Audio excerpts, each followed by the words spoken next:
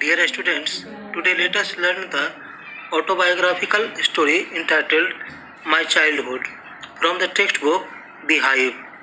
In this story, Dr. APJ Abdul Kalam gives an account of his childhood. Abdul Kalam was born in a middle class Muslim family in Rameswaram. He had three brothers and one sister. His father was a generous and wise man. His mother was a hospitable lady. They lived in an ancestral house on Mosque Street. His father lived a simple life but provided all necessities to children. His parents were neither much educated nor rich, yet they were generous and kind. Many outsiders ate with the family every day. Kalam inherited the qualities of honesty and self-discipline from his parents. Kalam was only 8 years old when the Second World War broke out in 1939. Then there was great demand for tamarind seeds. Abdul used to collect those seeds and sell them in the market. His cousin Samsuddin distributed newspapers and employed him as a helping hand. This way he earned his first wages. He inherited faith in goodness and kindness from his parents. Kalam's family respected all religions. They took part in the Hindu festivals. His mother and grandmother told stories from the Ramayana and the life of the Prophet to the children at bedtime. Kalam had three friends: Ramanatha Sastri, the son of a high priest of the Rameswaram temple, Arvindam, and Shiva Prakashan.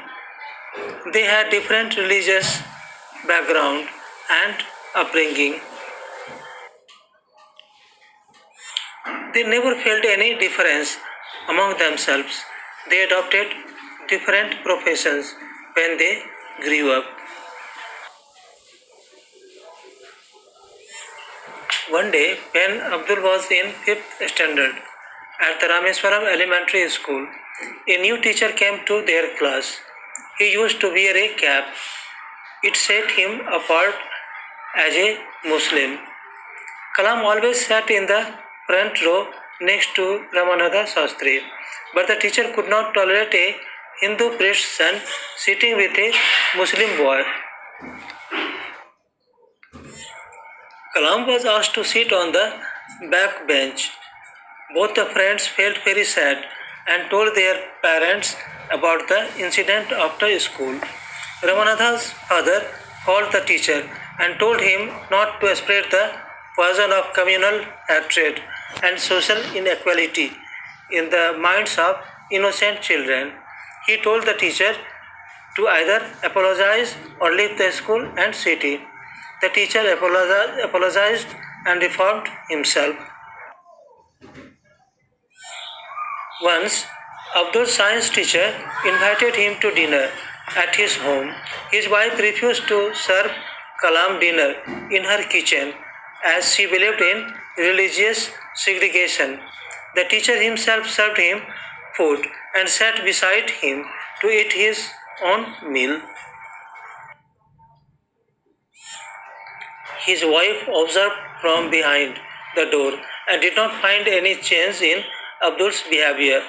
After dinner, the teacher again invited him to join them next weekend. This time, the wife served food inside the kitchen with her own hands. The Second World War ended. Kalam asked his father to permit him to go to Ramanathpuram to study. His father knew that Kalam would have to go away to grow up, and so he permitted him. He told his hesitant wife that they should give their children their love but not force their thoughts on them, and thus he began his journey. Now the moral that the story bears: The story My Childhood gives the message that tolerance, acceptance, broad-mindedness, and brotherhood are essential for an all-round growth. In order to reform social systems that are infected by prejudices of caste and status, one must be ready to confront obstacles without losing one's cool.